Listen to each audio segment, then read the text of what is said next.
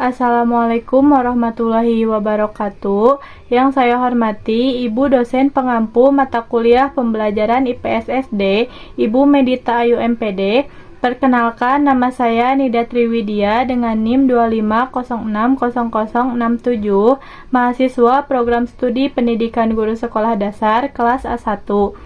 Pada kesempatan kali ini, saya akan mempresentasikan sekaligus mendemonstrasikan perangkat pembelajaran dan asesmen yang telah saya susun untuk memenuhi tugas ujian akhir semester mata kuliah pembelajaran IPS SD. Perangkat pembelajaran yang saya kembangkan berupa modul ajar kurikulum merdeka pada mata pelajaran IPAS kelas 4 fase B dengan materi kekayaan budaya Indonesia. Dalam video ini, saya akan menjelaskan identitas pembelajaran, tujuan pembelajaran, alur kegiatan pembelajaran, penggunaan media dan LKPD, demonstrasi pemberian instruksi kepada siswa, penerapan asesmen, cara melakukan penilaian, serta refleksi terhadap perangkat pembelajaran yang telah saya susun. Materi kekayaan budaya Indonesia saya pilih karena Indonesia merupakan negara yang memiliki keberagaman budaya yang sangat kaya. Peserta didik perlu memahami bahwa perbedaan budaya bukanlah penghalang, melainkan kekayaan bangsa yang harus dihargai dan dilestarikan. Perangkat pembelajaran yang saya susun memiliki identitas sebagai berikut. Mata pelajaran yang digunakan adalah Ilmu Pengetahuan Alam dan Sosial atau IPAS. Materi yang dipelajari adalah kekayaan budaya Indonesia pada bab Indonesiaku Kaya Budaya. Modul ini diperuntukkan bagi peserta didik fase B atau kelas 4 sekolah dasar dengan alokasi waktu 2 kali pertemuan masing-masing 2 jam pelajaran, sehingga total waktu pembelajaran adalah 4 kali 35 menit. Pembelajaran yang digunakan adalah Discovery Learning, Cooperative Learning, dan Project Based Learning. Discovery Learning digunakan agar peserta didik memperoleh pengalaman menemukan informasi secara mandiri melalui kegiatan mengamati video, membaca informasi budaya, serta berdiskusi dengan kelompok. Model cooperative learning digunakan karena peserta didik belajar secara berkelompok sehingga mereka dapat saling bertukar informasi, berdiskusi, menghargai pendapat teman, serta melatih kemampuan bekerja sama. Sedangkan project based learning diterapkan melalui kegiatan membuat peta budaya Nusantara dan poster keberagaman budaya Indonesia sebagai produk pembelajaran yang menunjukkan pemahaman peserta didik terhadap materi yang telah dipelajari.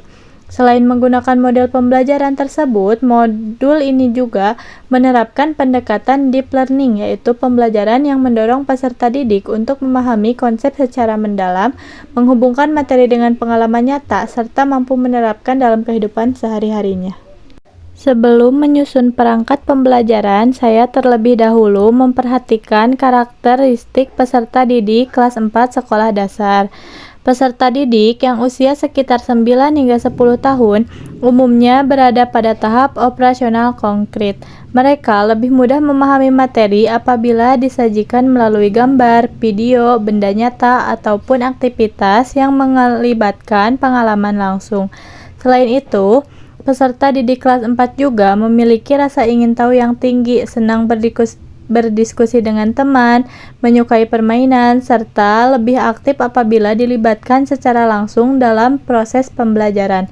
Berdasarkan karakteristik tersebut, saya memilih pembelajaran yang berpusat pada peserta didik, sehingga guru berperan sebagai fasilitator yang membimbing peserta didik untuk menemukan sendiri konsep mengenai keberagaman budaya Indonesia.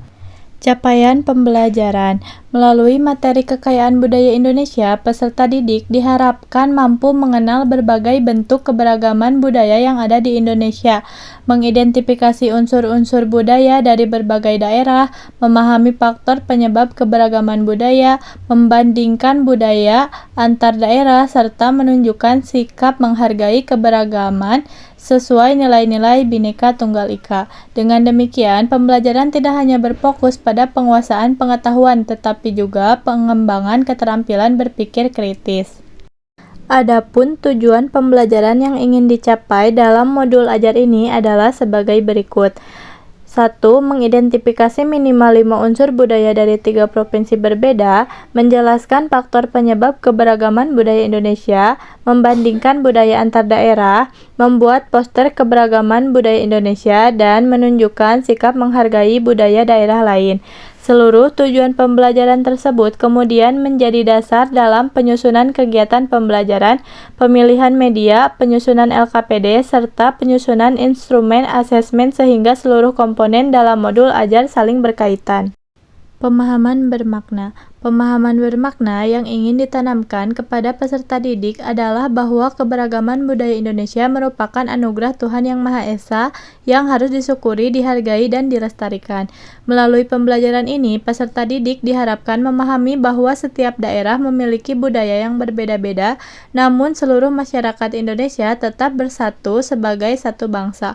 Oleh karena itu, peserta didik perlu memiliki sikap saling menghormati, tidak membeda-bedakan teman, berdasarkan asal daerah atau budaya, serta ikut menjaga dan melestarikan budaya Indonesia agar tidak hilang di masa depan.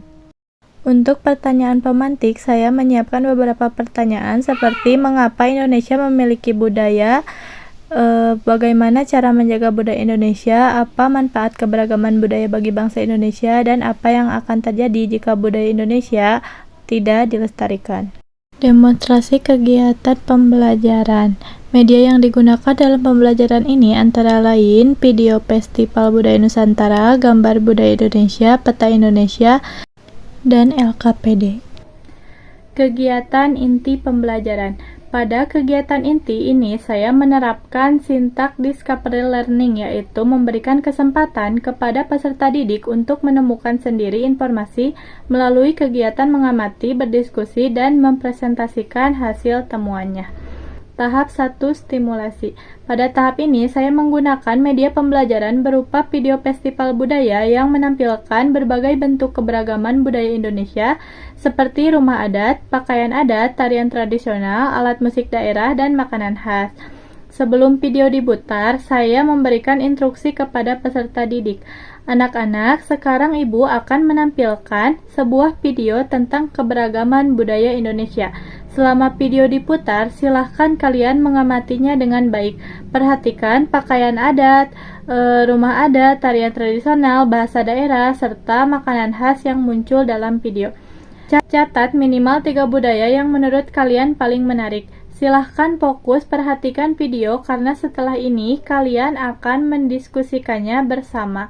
Kemudian saya memutar video pembelajaran. Setelah video selesai, saya mengajak peserta didik untuk berdiskusi. Sekarang, siapa yang ingin menyampaikan hasil pengamatannya? Budaya apa yang paling menarik perhatian kalian? Dari daerah mana budaya tersebut berasal? Mengapa kalian memilih budaya tersebut? Melalui kegiatan ini, peserta didik belajar mengamati, menyampaikan pendapat, serta mengembangkan kemampuan berpikir kritis. Tahap 2. Setiap kelompok memperoleh lembar informasi budaya yang berisi informasi mengenai budaya dari provinsi tertentu. Saya memberikan instruksi sebagai berikut. Sekarang silahkan duduk bersama kelompok masing-masing. Setiap kelompok akan memperoleh 1 lembar informasi budaya. Bacalah informasi tersebut secara bersama-sama. Diskusikan dengan anggota kelompok lain. Temukan minimal 5 unsur budaya yang terdapat pada provinsi tersebut. Selama peserta didik berdiskusi, saya hanya berdiri di depan kelas tetapi berkeliling mengamati proses diskusi, memberikan bimbingan kepada kelompok yang mengalami kesulitan, serta memberikan penguatan kepada peserta didik yang aktif. Misalnya, saya bertanya, apakah kalian sudah menemukan nama rumah adat dan provinsi tersebut? Apa nama tarian tradisional yang berasal dari daerah ini?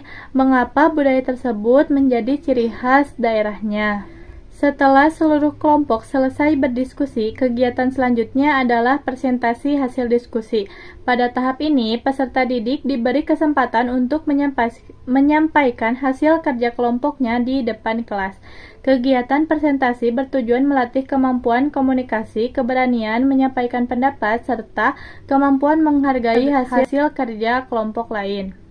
Setelah kegiatan presentasi selesai, saya melanjutkan pembelajaran dengan menggunakan LKPD 1 yang berjudul Peta Budaya Nusantara. Dengan instruksi, selanjutnya anak-anak akan mengerjakan LKPD 1 yang berjudul Peta Budaya Nusantara. LKPD ini bertujuan untuk membantu kalian mengenali persebaran budaya Indonesia berdasarkan letak provinsinya. Kemudian saya menjelaskan setiap bagian LKPD. Pada bagian pertama terdapat petunjuk pengerjaan. Silahkan baca terlebih dahulu agar kalian memahami langkah-langkah yang harus dilakukan. Pada bagian kedua terdapat peta Indonesia. Kalian diminta menempatkan budaya sesuai dengan daerah asalnya. Kemudian pada bagian tabel tuliskan nama provinsi, rumah adat, pakaian adat, bahasa daerah, tarian tradisional, dan makanan khas dari provinsi tersebut. Selanjutnya saya memberikan instruksi secara rinci. Kerjakan LKPD ini bersama kelompok kalian. Gunakan informasi yang telah kalian peroleh dari hasil diskusi sebelumnya. Tuliskan jawaban dengan rapih dan jelas. Apabila ada budaya yang belum kalian ketahui, kalian boleh bertanya kepada ibu. Saat peserta didik mengerjakan LKPD, saya berkeliling mengamati proses kerja setiap kelompok. Saya memberikan bimbingan kepada kelompok yang mengalami kesulitan, misalnya ketika mereka belum mengetahui nama rumah adat atau salah menempatkan budaya pada peta Indonesia. Demonstrasi asesmen formatif. Selama peserta didik mengerjakan LKPD, saya juga melaksanakan asesmen formatif. Asesmen formatif dilakukan untuk mengetahui perkembangan belajar peserta didik selama proses pembelajaran berlangsung, bukan hanya pada hasil akhirnya. Instrumen yang saya gunakan adalah lembar observasi. Beberapa aspek yang saya nilai antara lain keaktifan peserta didik dalam berdiskusi, kemampuan bekerja sama dengan anggota kelompok, tanggung jawab dalam penyelesaian tugas, sikap menghargai pendapat teman, kemampuan mengemukakan pendapat saat diskusi. Sebagai contoh, apabila saya melihat seorang peserta didik aktif membantu temannya mengemukakan ide dan menyelesaikan tugas dengan baik, maka saya akan beri skor 4 pada aspek kerjasama dan tanggung jawab. Sebaliknya, apabila peserta didik kurang berpartisipasi dalam diskusi, saya memberikan catatan sebagai bahan tindak lanjut agar pada pertemuan berikutnya peserta didik tersebut lebih aktif. Penutup pertemuan. Setelah seluruh kelompok selesai mengerjakan LKPD, saya mengajak peserta didik melakukan refleksi singkat. Saya bertanya, anak-anak, apa hal baru yang kalian pelajari hari ini? Budaya apa yang paling menarik menurut kalian? Dan mengapa kita harus menghargai budaya dari daerah lain? Saya memberikan kesempatan kepada beberapa peserta didik untuk menyampaikan pendapatnya.